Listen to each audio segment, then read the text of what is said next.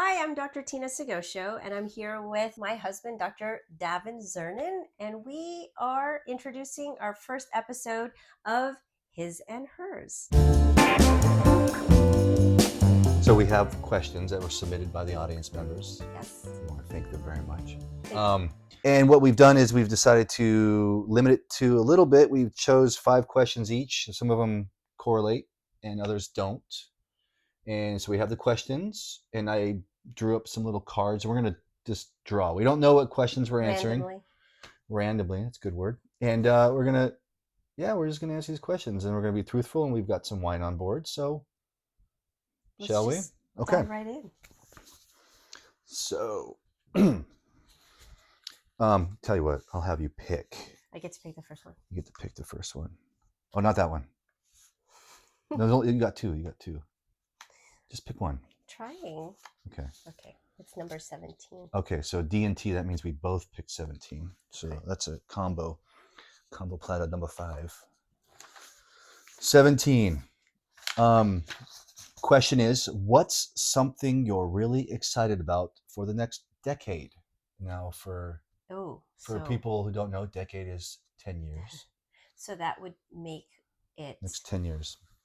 Up to 65 years of age for me. For you. Not so much for me. 63 years of age for you. 62, honey. 62? I always forget. So what am I most excited about for the next decade? I truly am very excited about spending a lot more time with you. Okay. Partly because... Okay, have to. I kind of have to, yeah. The kids will be gone. I won't have anybody else to spend it with. I know. Suck it up. No, but truly, I look forward to the next decade with you because we spent a good majority of our early years not spending a lot of time with each other. No, I guess you're right. Residency, and that was rough. Yeah, lots of long hours in the hospital. Yeah. And a lot of revolving door nights, mornings, and maybe having a maximum of 24 hours together at any given time during residency. Yeah. But that's in the past. What about what's going on in the next 10 years? What do you want to spend time with me? That's awesome. Traveling. We definitely need to catch up on some traveling. That's all personal. What about professionally? What do you see yourself doing in the next decade? What do I see myself doing? Continuing what I'm doing. Which is what? My mission to advocate for midlife women's health. I would imagine, yeah. So, I feel the same way. I think traveling is going to be huge. Spending time with you on a more personal and just kind of carefree style is what I'm looking forward to. Maybe with not as many obligations, or maybe more. I don't know. Professionally, I think there's a lot of question marks professionally. Yeah, well, more for you than for me. Well, you're. I want to disagree with that one because you're expanding your practice to Roseville, from Merced to Roseville, and you're really changing a lot of how you go about that, and that's exciting. And yeah, I know I'm going to be hopefully doing pain management for the first time in my life pretty soon, and that's kind of cool. But I don't want us to work too hard. Well, this is the time to work hard because we can. That's what I think, and plus 2 kids in college. That's true. So, so the next decade, I'm really looking forward to just enjoying the fruits of our labor and laboring as well, and seeing our kids grow up and what they're gonna do. It's pretty exciting, and I don't know where we're gonna be in 10 years, but hopefully we're together. Yeah, hopefully. Hopefully healthy and happy. At this current rate, there's probably 25% chance, I think. Well, given that the divorce rate is high after the age of 50 for many midlife women, Why? Oh, well, a lot of it has to do with women. Maybe that's another question we're going to do. So, okay. There we go. 10 years, and it took us 10 years to answer that question. So, we're going to do this again. This time it's going to be my... Okay. No, that's my turn. Oh, you want to hold it? That's okay. Okay. I tried to mix it up. We'll see. So, Number 9. This is a Tina question. Oh, do I Um, have to read it? oh, you can if you like, I suppose. You want to read it? Oh, Okay. it's- How has your relationship changed or deepened over time? well, I mean, it's like anything; it's evolving, right? I mean, We're 23 years in. yeah, 24, actually. Sorry. you're great with numbers. Yeah, I mean, so many things have changed. I mean, obviously, our life has changed in so many regards.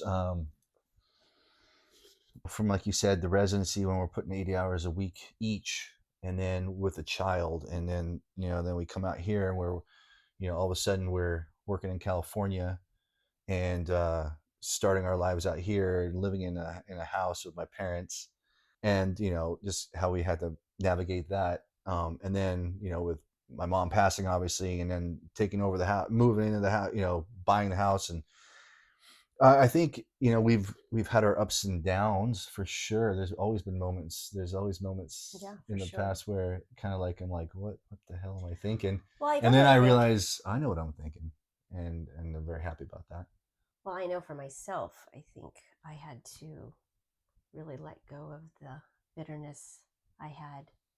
I really had to let go of the bitterness I had staying at this house and living here, not being in the most desirable circumstances, but making the most of it. Yeah, I And don't I think it's blamed bad. you a lot for it. Okay. However, I've just learned to let that go and accept things as they are and not waste the time or the energy. And I feel like we have survived that, and I've been able to move on from. Well, I like you better now. And when I Well, that's say that, good. when I say when I say that, it's just because you seem you're different. And then when I say that, I mean you're more confident and you are more passionate about what you're doing, and that translates to But that your hasn't psyche. always, that Well, has not been the case over the last 10 hence years. my saying I like you better now because you're right. You're it's everything. You're kind of um, an open book. You don't hide it well, and I Nope. definitely seem to be. If you're having a shit day, a day, um, I seem to be a pretty easy target. Um, and I know I've defended myself sometimes, saying I'm not your punching bag, but I get it. And you've never physically punched me, so I appreciate that. Uh, No, I have not. but I definitely think we've gotten closer in a lot of ways, emotionally, personally, professionally, Yeah. and that's how it's changed for me. Like I said, I enjoy our time now. I enjoyed it before, but I think there's a deeper connection now. I find because you seem to be happier with now. It's more trouble. It's a lot more work, but you're happier with where it's going, Yeah. and it translates quite a bit your professional life. Thanks for fixing my shirt and Yeah. telling me to Well, you're take my so much more glasses. handsome without your Taking my glasses. glasses off, I appreciate it. Okay. Okay, Let's next question. next question. Next question. Would you like to pick a card? Hmm. That This one? Okay, that's fine. Go ahead. Take it. What is it? 8. 18. You picked 2, by the way. Oh, That's good. That's okay. Davin. Oh, that's mine. Oh, Mm-hmm. It's a Davin oh, question. that's an interesting one. Okay, I think this is a sexy one. Um, yeah, yeah, yeah, yeah. How has your sex life or Oof. intimacy evolved in midlife? Ooh. Well, there's several layers to this question. I'm hoping I'm part of the equation. Well, certainly when women enter midlife, there's a lot of changes that I know I personally suffered from. Certainly when we have decreased libido, we have weight gain that affects our body confidence, we have changes in our genital area, and we're tired, we're fatigued. All of that is all of those things are resounding themes, recurring things I hear from my patients. And I know for myself that I experienced those things as well. So I Mm-hmm. think it certainly affected how I felt confident around you in the last maybe 5 to 10 years as my body was changing and I was much less confident. That's interesting. I feel like it was harder on me, and I don't mean you being harder on me, but my changes was harder on me than your changes on you. But I think we were Well, that's probably not. I don't want that to sound like you know. Um, that sounds bad, but difficult. because I remember I was just like my libido was crap. It was crap. Well, there was a solid year of just We crickets don't in the have to bedroom. like get into details, but But I'm saying there was I'm just saying, a year where the two of us, it um. was So anyway, crickets. I was just miserable, and there were crickets. There were plenty of crickets, but I know I took it upon myself because I'm like I just don't feel right, and I know, and we've talked about this many times how you're a little bit against me I getting was very critical. very Yes, I critical of was. me of seeking out help, and you thought, well, just work out more, just eat better, lose weight, I guilty, and very and guilty and of criticizing you with all the BS that I didn't want I to. know, but we've evolved, and I went and got my testosterone, and haven't looked back since, and That was extremely pivotal for you. very very pivotal, and guys as a whole are basically led to believe that they don't go through changes necessarily, and I think that's a bunch of bull, and there's a real thing, androgen or andropause, menopause, Yeah. whatever you want to call it. Testosterone is very important, and Well, we know that there's definitely a decline as over the age, starting over 30, the age of 30, but yeah. certainly it can accelerate for many men over the age of 40. But But what? in your case, it was very palpable. If you're I got those several years, pellets. I got those testosterone pellets, and the next day I was feeling better, and not the next day. the next day It was I was not the feeling next day. better, and in But two within a weeks you few were days, like, you were. after 2 weeks you were like, leave me alone, leave me alone, and There was not enough time of the day to satisfy you. Yes, well, that is no, true. that's not true at all. That's not. But I'm just saying, even though my testosterone was normal, in Well, normal, and I think we should also make note that testosterone is extremely important for women. And when I mm, started my hormone replacement therapy, I started with testosterone, and it was uh, extremely impactful for me because it helped my energy, it helped my libido. mm-hmm. And I think at some point when my hormone replacement therapy got dialed in, you were already dialed in several months ahead of me. I was waiting There for you. was a click, like things, the stride, we hit our stride, and our intimacy health has been extremely So basically, solid. not ignoring the physiology of life that is considered normal but doesn't have to be was The very important. physiology of midlife. Of life, of midlife, yeah, sure. I mean, so testosterone goes down, hormones go down, menopause happens, but you don't have to suffer. And Well, andropause happens. right, no, I know testosterone goes down. So what the hell? Cheers. What the hell? There's options, people. Testosterone for the win. Mm. We Um, should probably do a shout out to so this. yeah, we're gonna mention what we're drinking right now. Yeah. It's called Controlled Chaos from Thatcher Winery in Thatcher Paso in Robles. Paso Robles. Um, you can't Robles just or get this Robles? Robles. I mean Robles, It's Paso a Robles. fantastic wine. It's very nice. We just got this. You can't just get this in the store. You have to go there and get it. So Anyway, Controlled Chaos yes. 2022. Very Cheers, nice. Thatcher. Thank you. Thank you for sponsoring our podcast.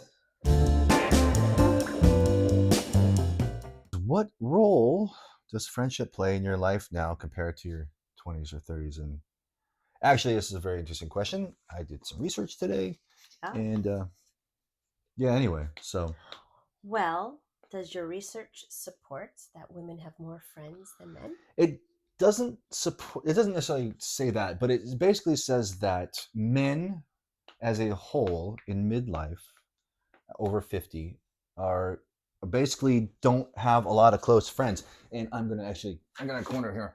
I got this article here. Oh, you actually I printed the Yeah, article? I printed it out, and basically Wow. it shows that studies show friendships for middle-aged men are dwindling.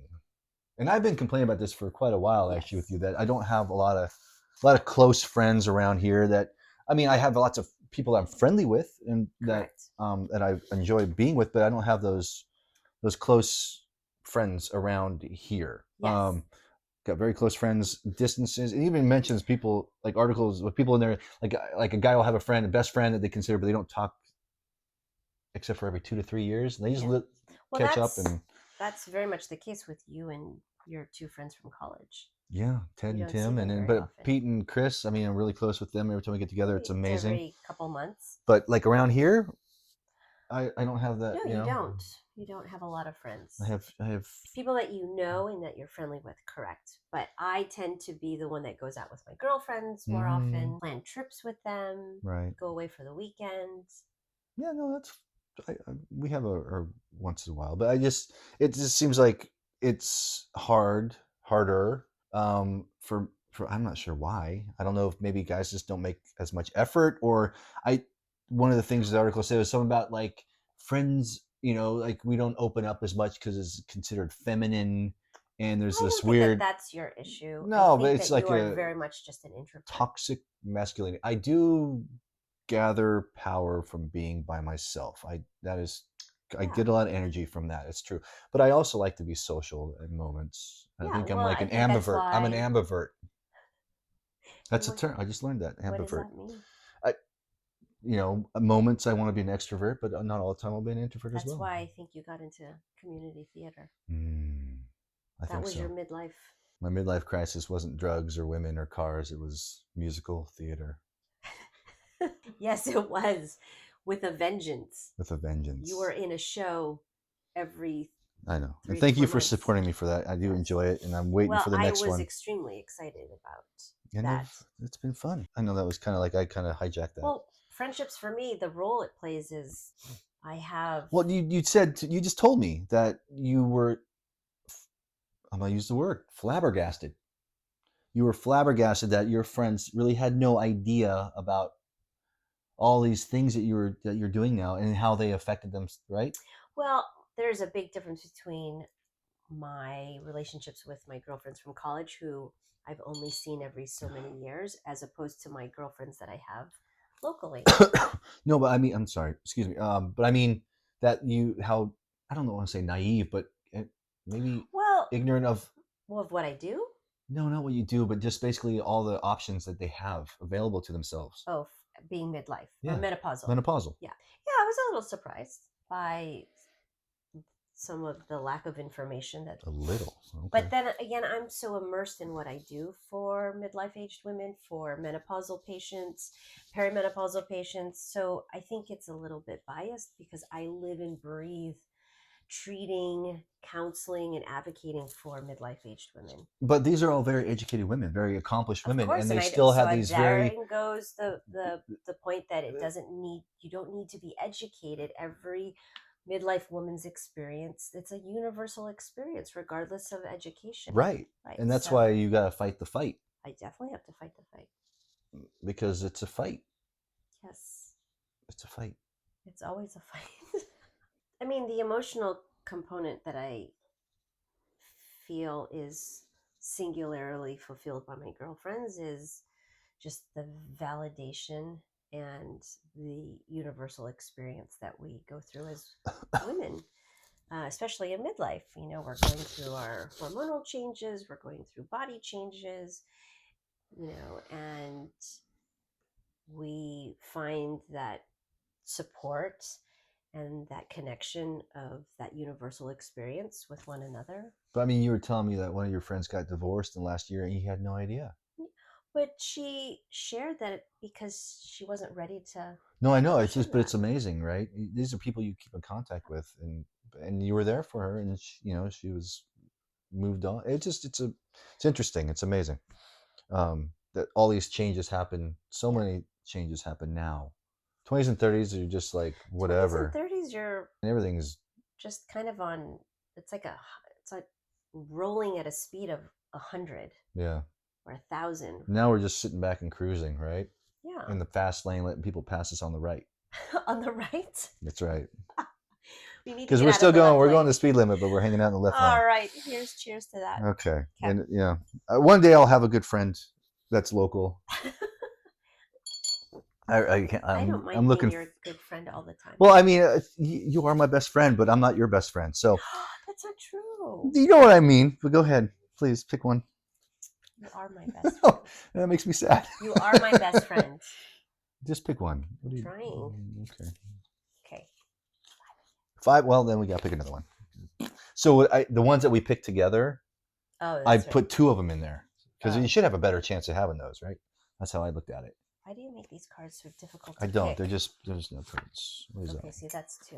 All right, 19. That's a me question. That's a you question. Oh. How do you stay connected to purpose or passion? I didn't quite understand that question, so I didn't really. How do you stay connected to purpose or passion? Well, you're living it. Your passion is what you're living. I mean, that's why you got into it, because of your Or experience passion in our with relationship. surgery.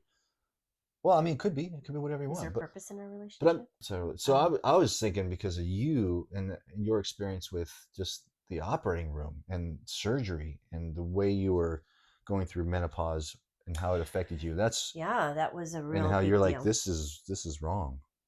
Well, I've always felt my purpose in my profession has been to be a champion for women across the ages.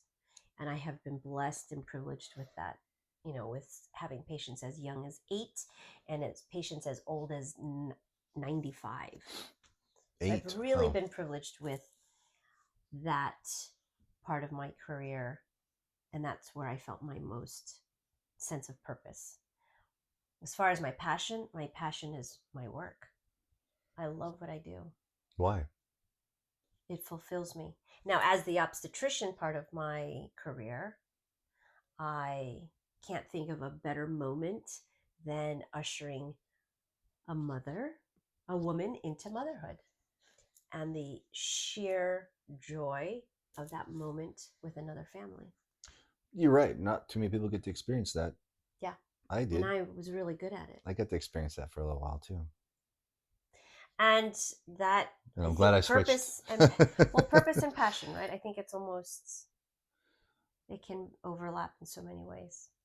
So being a professional woman, helping women and but also having a family and being that anchor and kind of that cog in that wheel, it's got to be pretty fulfilling. Always. Yeah. I mean, cog? Yeah, the cog on the wheel. You like that dinner last night? It was amazing. But here's the thing about that dinner last night. I know you're not happy with it, but you worked the freaking entire day and you came home and made dinner and you wanted to. It's not like I was like, you got to make dinner, because that's not how I roll. Well, but you did, yes. And it was amazing in that regard. And so. Okay, so we went from cheers purpose and passion to last dinner. night's dinner. I know. That's beautiful. I think it's also important to understand that for women, as they get further along in their years and perhaps retire from a profession, or perhaps maybe this is for both men and women, when you are very passionate about what you do, you're very involved in your job, and you love the work you do, when it no longer is part of your life, I think a lot of adults have a hard time finding a sense of self. I think women's, especially because the kids are gone, or their parents have passed away, or maybe they're divorced or separated, and or they've suffered a physical ailment. And I think that women have a much more difficult time finding themselves in the midst of all that.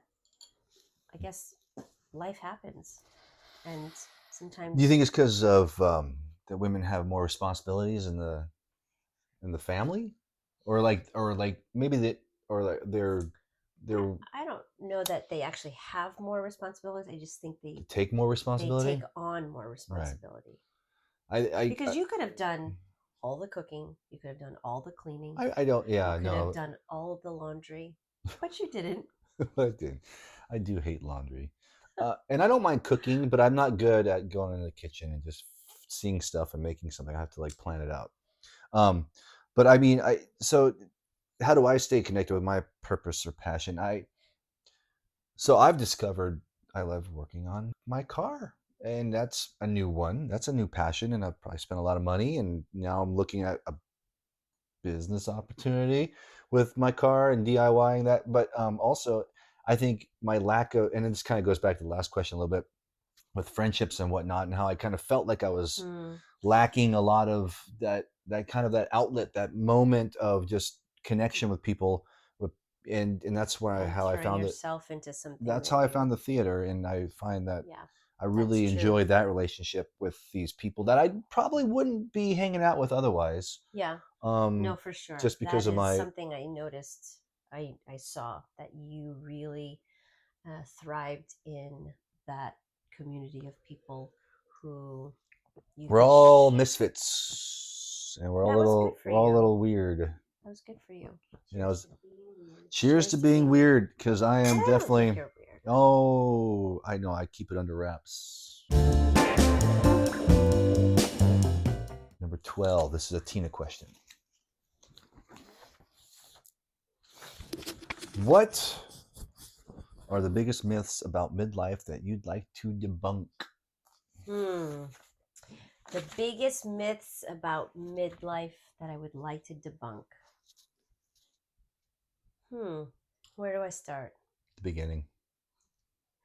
Uh, that the biggest myth is that intimacy and sexual prowess can only get better. That's a myth? No, I think I had it backwards. Okay. I'm like, wait a minute. Where we? Okay, the myth is that a woman's sexual function and prowess declines in midlife. When I Oh, okay. feel that with the right support, education, and validation of how women's bodies and minds change through perimenopause and menopause, that with the right approach, that can actually be quite the opposite. It can be extremely better and Extremely better. extremely better, It's amazing. and that women can find rediscover their sexual selves Okay. in midlife. So that's the biggest. You Oh, gonna cheers? yeah, of course I'm going to cheers. So Um, that, I think that's one of the biggest myths. I think another myth is that women don't. Another myth would be that women have a hard time. How am I saying this? Rediscovering themselves after their kids leave. hmm. And I think that there's a lot of freedom when there is no So longer you're saying they're like defined by the family structure, and correct. so the kids are Yes, gone, the thank you. family structure changes, and now you. You have stated it better than I could. But it is the freedom to finally have the time and the bandwidth to discover, new talents and hobbies and spend time with other people and not be held to the responsibilities of being home all the time. Hmm. I'm going to go back to the testosterone thing for the guys, because I think the biggest myth in midlife for men is that you have to just deal with it and take it, and it's normal and fine. I know that for me, and I know we're going back to this again because it was a big part. It It was a was. big part of. I was just, I was miserable. I wasn't sleeping well. I wasn't feeling good. I was You were working. asleep by 6 o'clock every day. Yeah, but that was, yeah. I mean, I was just, yeah, falling asleep. Anyway, and I just wasn't. I didn't. I wasn't there. I wasn't there. I felt disconnected. I didn't recover well after workouts. I was gaining weight. I wasn't feeling good. And you go to your doctor and your testosterone's 400, 500, but that's normal, okay? So Yes. Well, it's a wide because range. the range is huge. Anything from 200 to 900 is considered normal, but yet you don't feel normal. So, and it's important to understand that you Welcome don't. to menopause. Right. And so that's where I find that that is what you need to understand as a man. That is not how you need to feel. And you can feel better. And I don't understand why people think that because the doctor will tell you it's normal, they won't do anything for you. You can find somebody that will help you out. Well, that is the common experience for women as well. Even worse, that women are told by some providers that they don't need to. I know it's part of being a woman. I get Right. They that. don't need to feel better. They But don't need to have it, better sex. They it, don't need it, to, you know, but uh, the discussion is is kind of there already for women. Women are menopause is a known thing, and that whole discussion is changing, which it's amazing. yeah. It's Well, all over the place. But it men, hadn't always been but that men way. are never taught or never. There's no discussion with men. It's just men are not trained, not taught, not encouraged to share their experiences, to basically admit that there's a problem. Everybody, I don't know how many guys I talk to all the time, and they're like, "Yeah, I'm fine. I'm dealing with just normal stuff." I'm like, it doesn't have to be, Yeah. and it's amazing because, but it's part of But the female yeah. discussion, Well, and it's not part of the male discussion, and that's where I think these things need to change quite a bit. so Danielle, our producer, was good enough to remind us that We got in trouble. that we each have our individual journeys of having experienced the highs and lows of midlife, but The lows, yeah, yeah, the lows. And you were so eloquent about your own story. But it is passionate. actually one that I think is so important because I witnessed it and I really felt badly for you, but I also felt inept to help you Hmm. because I was going through my own You know what? I didn't even stuff. appreciate that either, right? So I get it. So I think what was very unique in our situation is the both of us going through it so intensely Hmm. together and individually that we I think that's why we've come out of it the other side so much better because I think we can now appreciate the struggles. Hmm. Okay. Yeah. No, you're right. So thank you Cheers. for acknowledging me. I And you appreciate it. acknowledging me. I have to. I get in trouble otherwise. Okay. um, Shall we do another question? let's finalize. Let's do our last question. Okay. You pick one. Oh, you picked a different one 13. now. You're supposed to pick. Okay. Okay, 13. so last question And that's a Davin one. Um, we oh, this sure. one's pretty straight. How do you stay mentally and physically fit? Hmm. We Hmm. both love to read. I love to read. I read garbage, but you read actual self-help type of stuff. Well, and also with my business coaching class, we're reading a lot. I read a lot of So, yeah, mindset, right. books about mindset. But I love to read. I've always loved to read. I like to work out. You and I both like to work out, not only because of the physical, uh, not only because of the physical um, improvements, but also I think a lot of it has to do with mental health that we just feel better. Yeah, you look better, you feel better, everything's yeah, no, I love to read. I carry my Kindle with me everywhere. But I'm reading it's not life-changing stuff by any means. Well, you kind of like that science fiction. Literary RPG. We can get into that, but you don't want to. It's going to Yeah. turn off everybody. Like D&D stuff. Yeah, I'm one of those guys. And but I used to Peloton like crazy. I haven't done that. It's almost been a year now. I know you I were think I was having some chest religious. pain once, and I'm like, oh, I don't want to have a heart attack on this bike, so I just stopped doing it. and I haven't done it since. That was a nice And excuse there. I'm like, ooh, this would be bad. No one's here, and I don't want to do my stress test every day. And so I just started doing the core stuff, and I've noticed a big change in my core. Yeah, you've been doing a lot of core, yes. So much core. How do we stay mentally and physically fit? I think we also say mentally fit by I don't know what else. Well, challenge yourself. That's where the theater comes into me. It's just yeah. for me, it's all about I have to memorize lines. I have to freaking dance. Oh my god. Yes, that is very true. You have stayed mentally fit by being involved in community theater. That helps a lot. Yes. But the reading but like just keeping moving and I love cooking shows. I know. It's the challenge of all the ingredients and how you put those together, and then you have this final beautiful product that you can celebrate. Very much like a birth. Okay, cooking shows like a birth. I mean, And that's amazing. That's what I was thinking. Exactly that. Isn't it? It's a great analogy. I was like, wow, this cooking show reminds me of giving birth. When I was there with Mia and Rowan. Physically fit, I love to move my body. I like to do strength training. I love to do yoga. We always do more. Always do more. But that's another thing. Testosterone has helped me immensely with that aspect. I know it seems like a plug for testosterone, but yeah, my body has changed a lot. A lot. Yeah. And I love it. Well, here's to testosterone. I drink all my wine. I've been told by the producer that I'm not to drink anymore. So there we go. Hey, I'm Dr. Tina. And I'm Dr. Davin. And thank you for joining us on our very first, maybe last, episode of His and Hers podcast.